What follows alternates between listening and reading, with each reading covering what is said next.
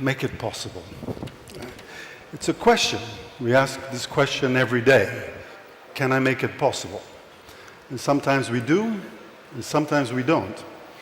And sometimes we say, why me? Why today? Maybe tomorrow.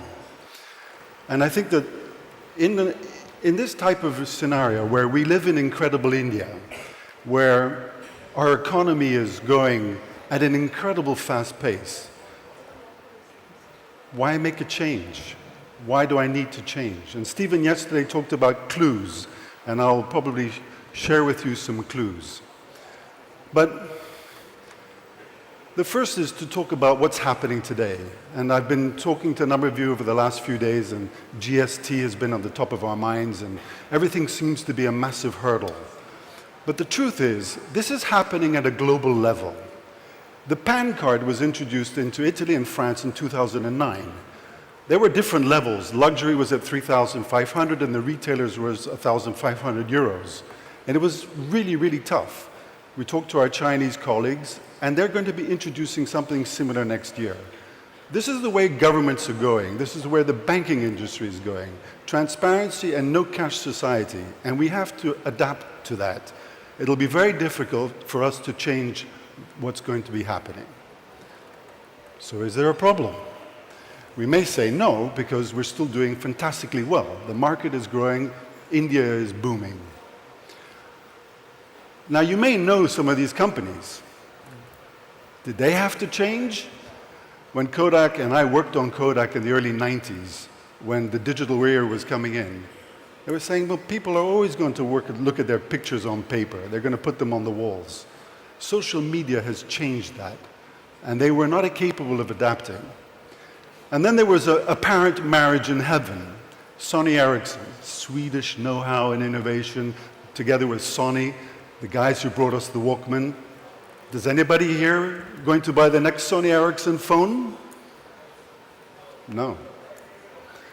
They weren't capable of understanding the change that was happening. The telephone was introduced in the 1960s, and for over 40 years, nothing happened.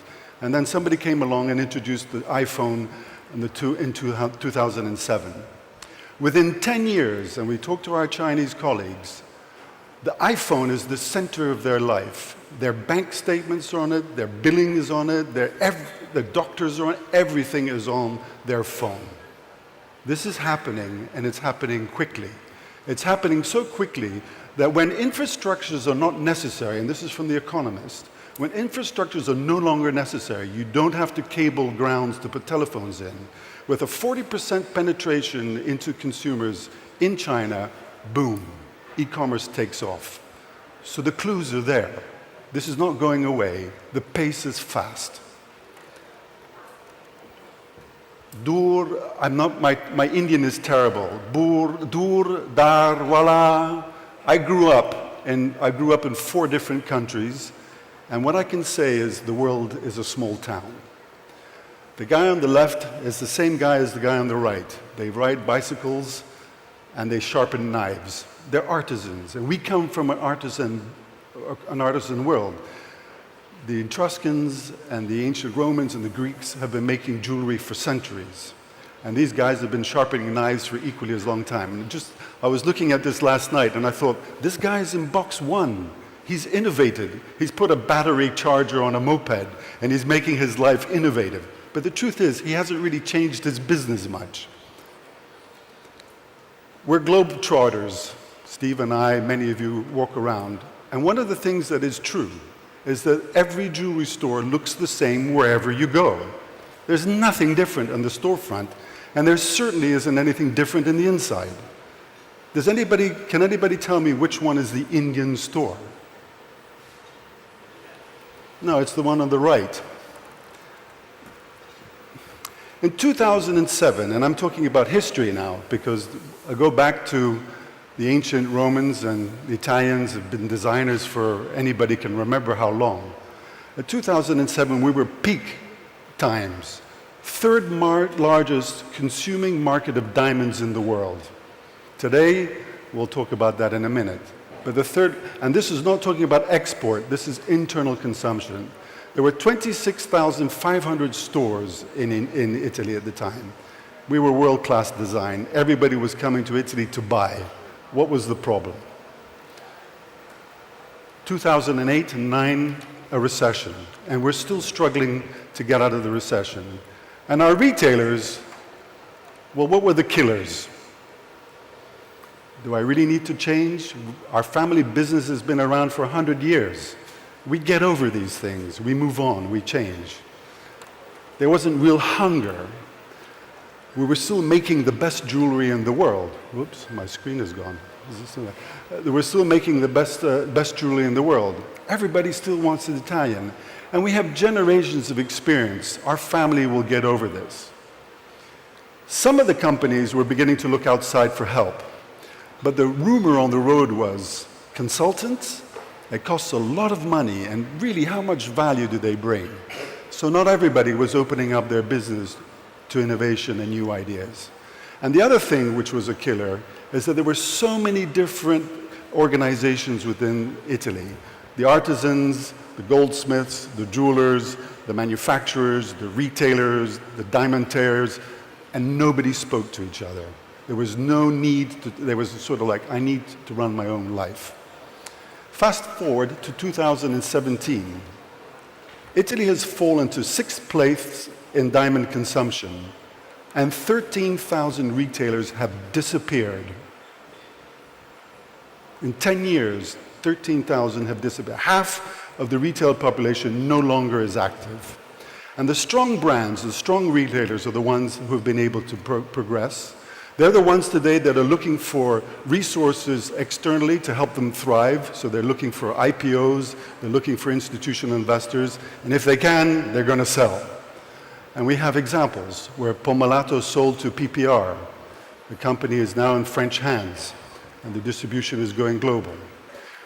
Damiani Group did an IPO, and I'll talk about that in a second, and they invested into their future. They invested into brands. And then there was a company called Mattioli, which was the first company before even Pomellato that sold to Cartier in 2015. The daughter kept running the business, and at a certain point she was up against all these different associations. And she said, we need change. And she went into politics. And within 2 years, fighting with the government and bringing the associations together, she managed to raise the minimum of the PAN card from 1,500 to 3,500 for the jewelry industry. Not massive, but an important change for a daily acquisition in cash.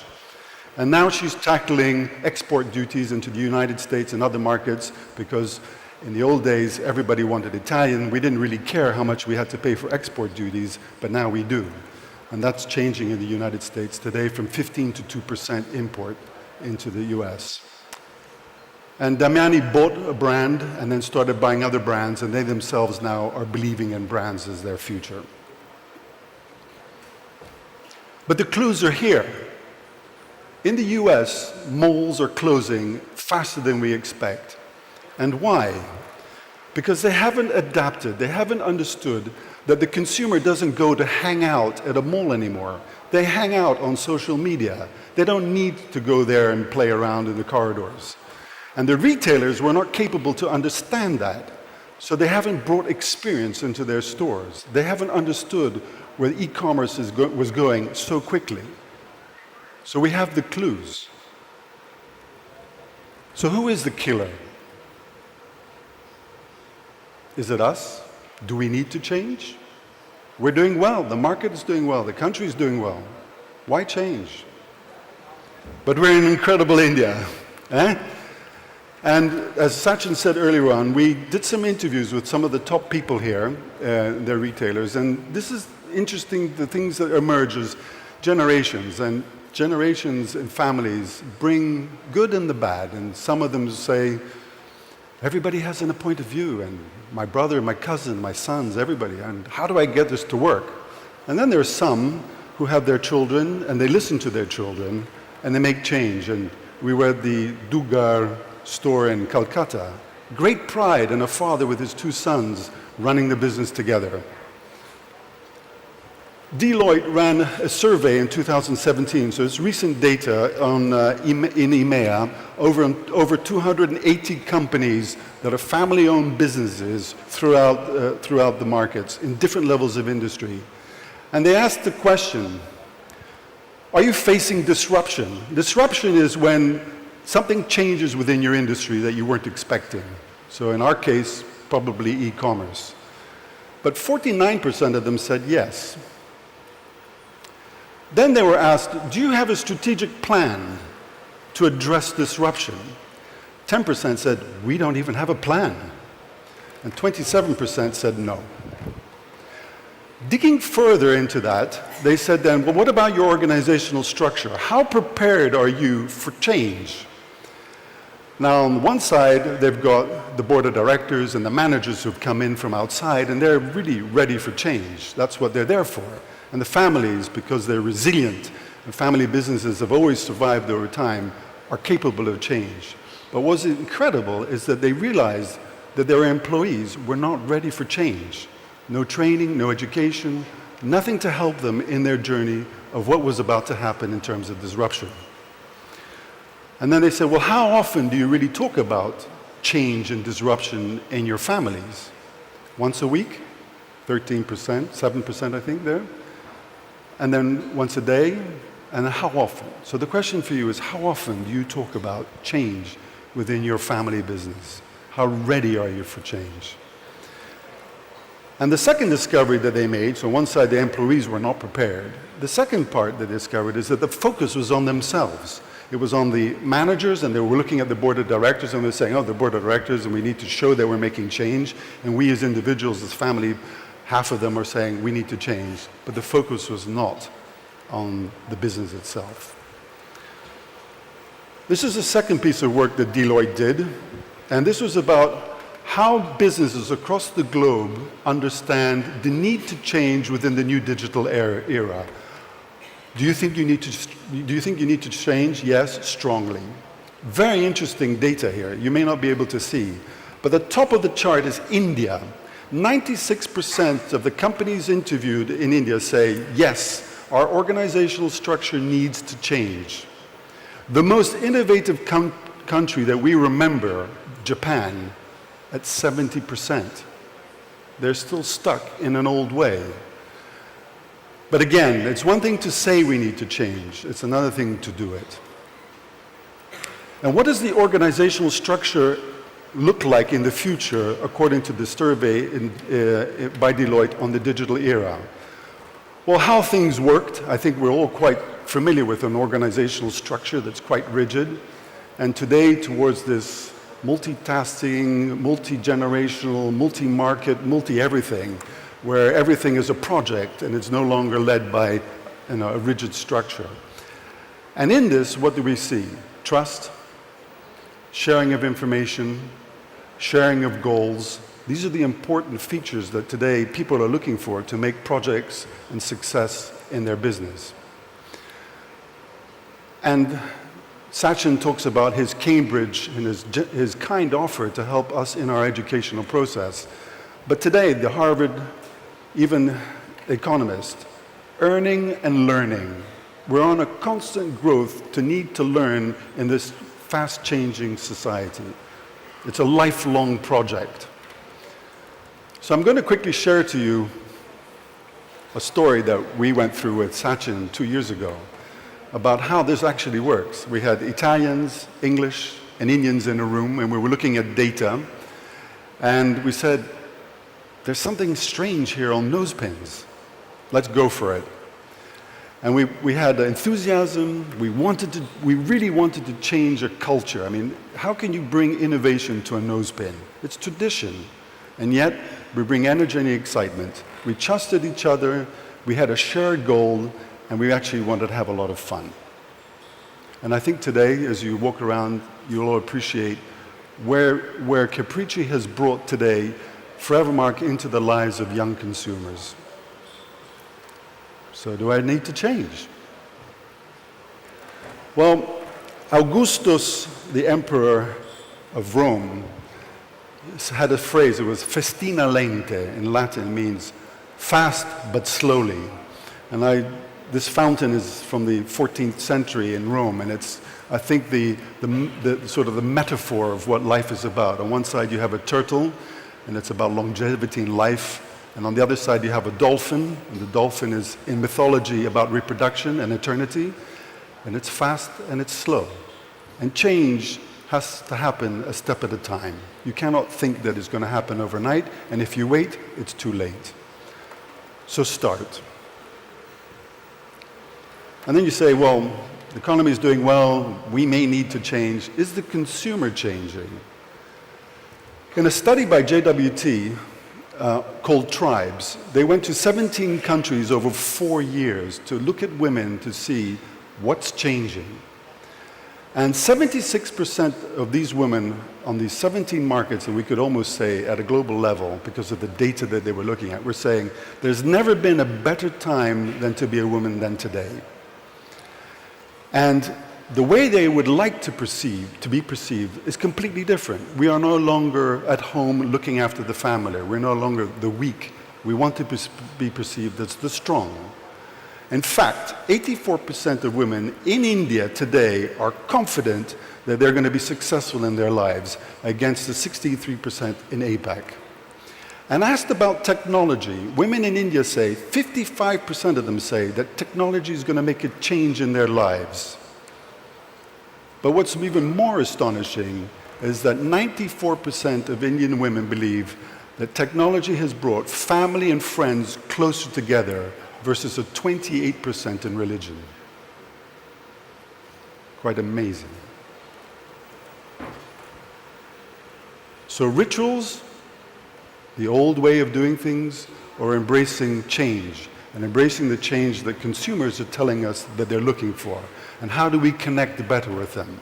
And so the two-stone has been adapted for the Indian market. We launched it in the United States on a very sort of slightly different platform, but in India we adapted it to the need of bringing the women and the men at the same level in the conversation in a relationship. So we're on this journey of the gifting of their emotions. And so how do we shop? And I've sort of cut my presentation short. I didn't want to go on about the need for change in the retail environment, because I think we've heard enough about that. And you've seen so much technology from Sachin over the last 2 days that you should be overstimulated by this. But the way that the millennials today are shopping is they're online and offline. And Stephen's example about the Burberry sits right with us. He walks around, he tries on stuff, he goes at home, and he goes online. He could have bought online, but he wanted the experience. And the challenge for us is to find a way to bring experience to the consumers in store. Whether it's through technology, whether it's through better storytelling, whether it's through the brands and the big ideas. But we need to be ready, because they're coming for a purpose. And if we don't give them a result in the purpose, they're not coming back. And the other thing is that generations have come to your stores, but the millennials are not wed to your shop. They can go anywhere, and they go online, they go everywhere. So you need to find ways to excite them. So make it possible. Mahatma Gandhi said, "A man is a product of his thoughts. What he thinks, he becomes." And you're Indians. You take the train and you make it possible.